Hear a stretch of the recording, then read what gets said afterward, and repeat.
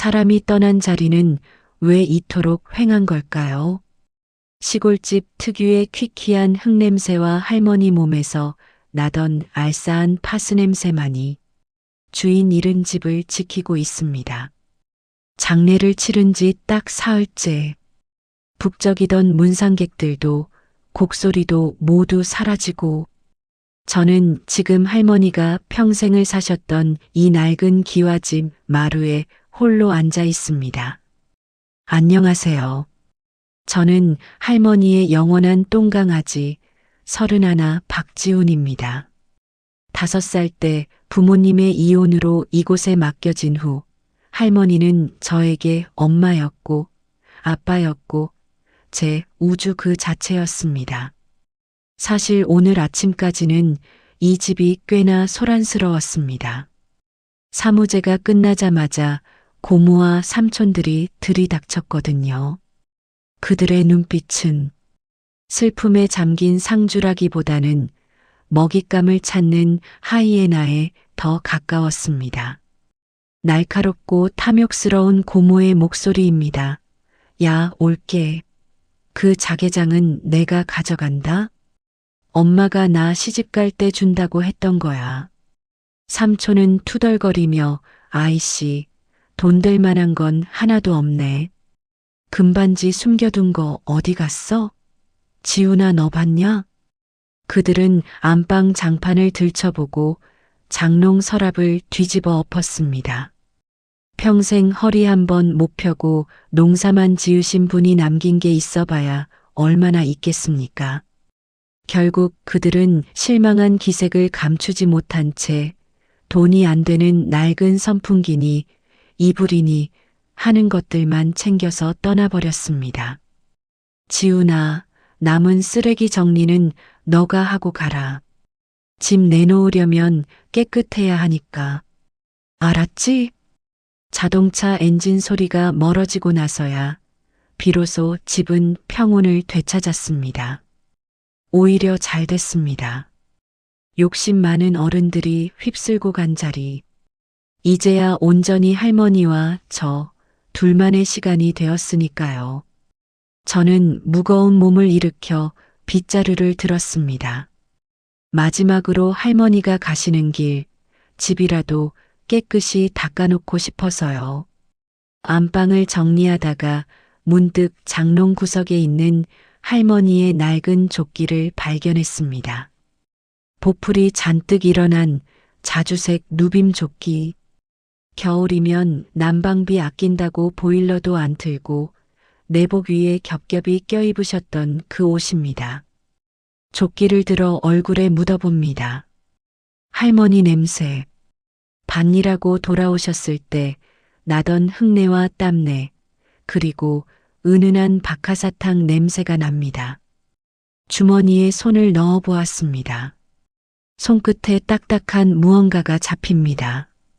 꺼내보니 하얗게 먼지가 앉은 알사탕 2개와 꼬깃꼬깃한 1,000원짜리 한 장이 나옵니다. 아마 장날에 읍내 나가셨다가 손자 오면 주려고 챙겨두신 거겠죠. 치매가 오고 나서는 제가 다 큰 어른인 것도 잊으시고 저만 보면 늘 이렇게 사탕을 쥐어주곤 하셨으니까요. 우리 강아지 입 심심하제? 이거 묵으라. 할미가 숨가왔다. 저는 그 오래된 사탕 껍질을 까서 입에 넣었습니다. 달콤한데 혀끝이 아릴 정도로 짭짤한 맛이 납니다. 제 눈물 때문이겠죠. 방바닥을 닦으며 한참을 울었습니다. 할머니의 흔적은 집안 곳곳에 훈장처럼 혹은 흉터처럼 남아 있었습니다. 이제 부엌으로 갈 차례입니다. 할머니가 가장 아끼셨던 공간이자 저를 살찌우고 키워내신 그곳. 부엌 한 구석엔 윙윙거리며 돌아가는 낡은 냉장고가 있습니다. 제가 초등학교 때부터 있었으니 저 녀석도 이제 할머니를 따라갈 때가 된 거겠죠. 냉장고 문을 열자 시큼한 묵은지 냄새가 훅 끼쳐옵니다. 냉장실은 텅 비어 있었습니다. 고모들이 돈 안 되는 고춧가루나 참기름이라도 챙겨가겠다며 싹쓸이에 갔거든요. 문제는 냉동실이었습니다. 성에가 하얗게 낀 마치 빙하 동굴 같은 냉동실. 문을 힘겹게 열었습니다. 거기엔 검은 비닐봉지들이 벽돌처럼 꽝꽝 얼어붙은 채 가득 차 있었습니다. 하나같이 꽁꽁 묶여서 내용물을 알 수 없는 검은 봉지들. 그런데 봉지 겉면에 흰색 매직으로 무언가 삐뚤빼뚤하게 적혀 있었습니다. 할머니가 한글을 잘 모르시니 그림인가 싶어 자세히 들여다보았습니다. 저는 제일 위에 있는 봉지를 꺼내 글씨를 읽어보았습니다. 농, 약? 제 눈을 의심했습니다. 농약? 깜짝 놀라 봉지를 바닥에 내려놓았습니다. 혹시 치매 때문에 농약병을 실수로 넣어두신 건가? 가슴이 철렁했습니다. 떨리는 손으로 그 옆에 있는 다른 봉지를 꺼냈습니다. 쥐, 약, 면, 즉,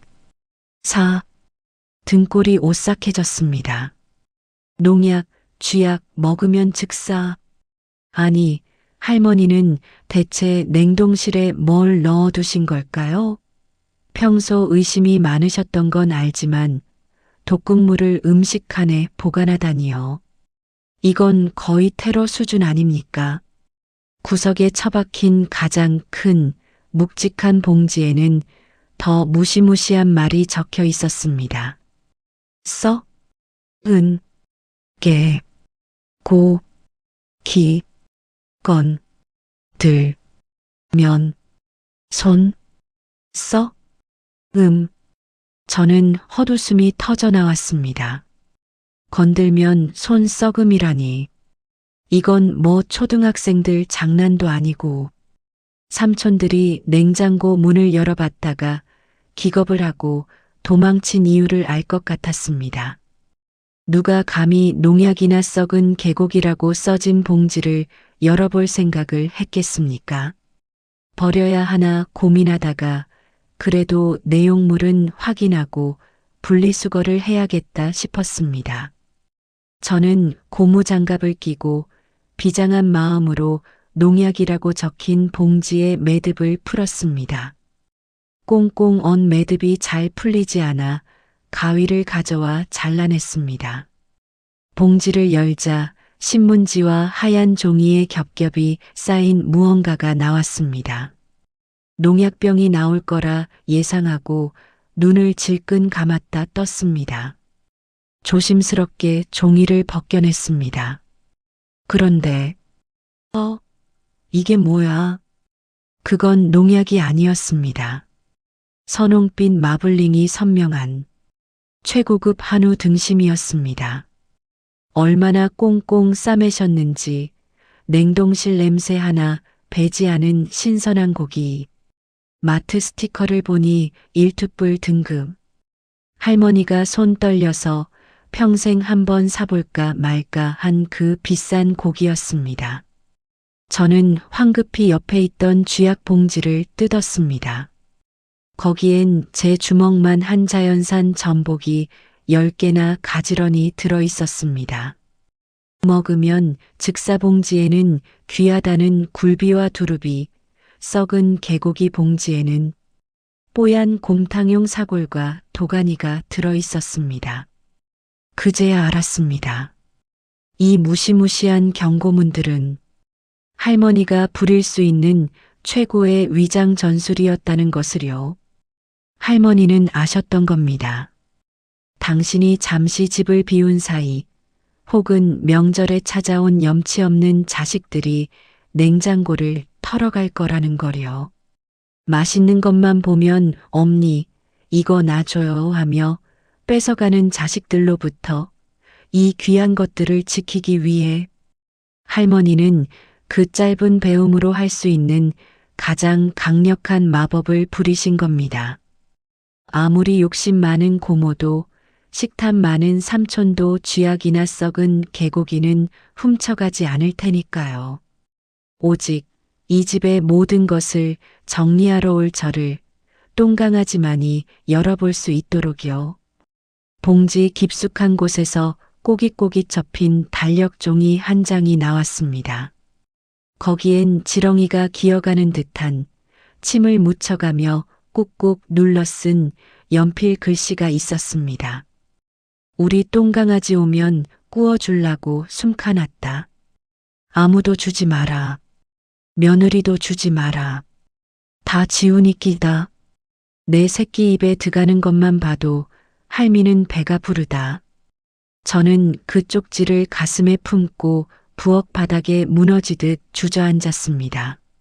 할머니는 드시고 싶지 않으셨을까요? 이가 다 빠져서 김치도 물에 씻어 드시던 분이 이 부드러운 고기 한 점 드시면 얼마나 좋았을까요? 그걸 아끼고 또 아끼시다가 결국 본인은 맛 한 번 못 보시고 계곡이라는 이름을 붙여 차가운 냉동실에 가둬두신 겁니다. 문득 지난 추석 때가 생각났습니다. 제가 갈비찜을 사갔을 때 할머니는 고개를 저으셨죠. 할미는 고기 싫다. 누린내 나서 싫다. 니 다 물어. 나는 물에 밥 말아 묵는 게 제일 맛있다. 그때 저는 그 말을 곧이곧대로 믿었습니다. 아, 노인네라 소화가 안 되시나 보다 하고 저 혼자 배 터지게 먹었습니다. 제가 먹는 모습을 흐뭇하게 바라보시던 그 눈빛, 그게 사랑인 줄도 모르고 저는 얼마나 어리석고 무심한 손자였던 걸까요? 바보같이 이게 뭐라고. 나 돈 잘 버는데. 나 이제 소고기 매일 사 먹을 수 있는데. 왜 이러고 살았어 할매. 왜. 차가운 냉동실 냉기보다 제 가슴을 찌르는 후회가 더 시리고 아팠습니다. 한참을 울다 해가 뉘엿뉘엿 질 때쯤 정신을 차렸습니다. 할머니의 마지막 숙제를 해야 할 것 같았습니다. 이걸 다시 냉동실에 넣으면 할머니가 하늘에서도 속상해 하실 테니까요. 저는 농약 등심을 녹이고 쥐약 전복을 씻었습니다. 그리고 낡은 프라이팬에 고기를 굽기 시작했습니다. 고소한 냄새가 텅 빈 집을 가득 채웁니다. 할머니가 그토록 저에게 먹이고 싶어 했던 그 냄새입니다. 저는 상을 폈습니다. 밥그릇 2개, 수저 2벌, 제 앞에 하나, 그리고 할머니 영정 사진 앞에 하나. 할머니, 밥 먹자. 고기 구웠어. 할머니 좋아하는 바싹 구운 걸로. 고기 한 점을 집어 할머니 사진 앞에 놓아드리고 저도 한 점을 입에 넣었습니다. 즐길 줄 알았는데 눈 녹듯이 사라집니다. 목구멍으로 넘기는 게 죄스러울 만큼 맛있어서 자꾸만 눈물이 밥그릇 위로 뚝뚝 떨어집니다. 할머니, 그거 알아? 세상 사람들은 이걸 한우라고 부르지만 나는 이걸 사랑이라고 부를래. 할머니가 평생을 바쳐 지켜낸 내 몫의 사랑. 꾸역꾸역 먹었습니다. 배가 터질 것 같은데도 남길 수가 없었습니다. 다 먹고 나니 텅 빈 냉동실처럼 제 마음도 공허할 줄 알았는데 이상하게도 뱃속 깊은 곳에서부터 뜨끈한 기운이 올라옵니다. 할머니는 떠나셨지만 제 몸속 구석구석에 할머니의 피와 살이 되어 영원히 남아있을 테니까요. 여러분, 혹시 냉동실 깊은 곳에 엄마가 혹은 할머니가 싸주신 검은 봉지가 있나요? 귀찮다고 맛없어 보인다고 버리지 마세요. 그건 단순한 음식이 아닙니다. 그분들이 줄 수 있는 생의 전부이자 여러분을 지키고 싶었던 가장 무거운 사랑이니까요.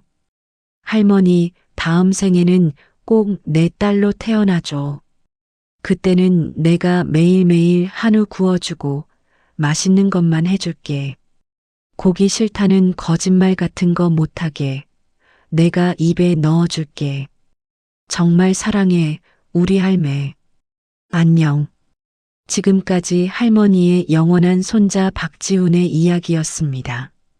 감사합니다.